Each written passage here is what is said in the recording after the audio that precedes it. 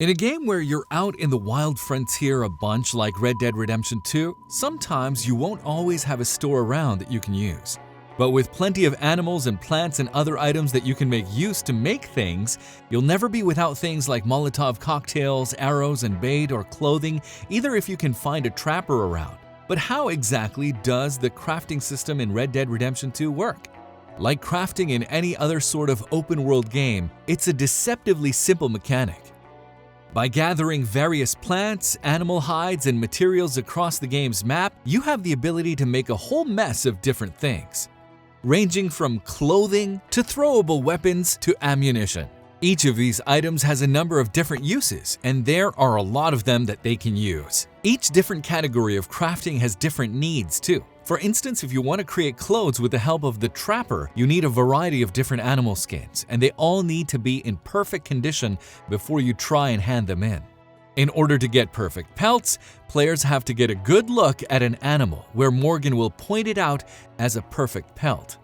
In order to keep that pelt perfect, though, you need to make sure to shoot them with a bow and arrow where the pelt won't be ruined. They degrade over time as well, so as soon as you skin a perfect pelt, you need to make sure to sell it to the nearest trapper.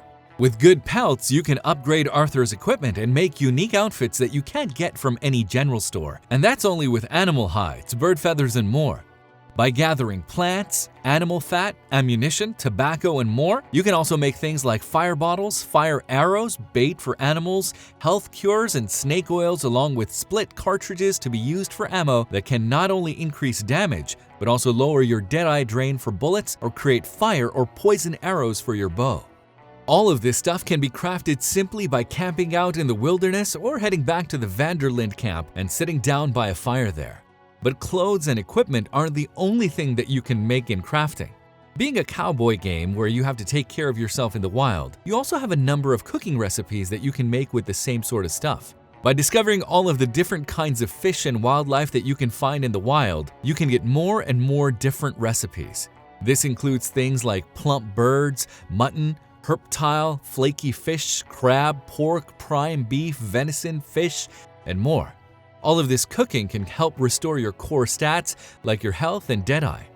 However, how much all of that is restored depends on the quality of the goods, so prime beef joint will restore a lot more than gritty fish meat. But there's even more to do as well. In addition to the outfits, food, and weapons and ammunition, Arthur Morgan can also make a number of different talismans and trinkets that he can wear to get numerous passive bonuses. They're rarer than what you'll have in most cases, since in order to make one you need to kill a legendary animal and then take all of the stuff to the nearest fence. There are a wide variety of talismans you can make, all with different effects that include keeping animal corpses on the back of your horse from rotting, slowing down weapon degradation, increasing health XP yields, getting higher quality animal parts when skinning them, increasing alcohol resistance, increasing money that you get from looting, increasing the length of the eagle eye meter, and decreasing incoming melee damage. Hopefully all of this information will let you craft to your heart's content and give you some more tips that you can use while out on the frontier.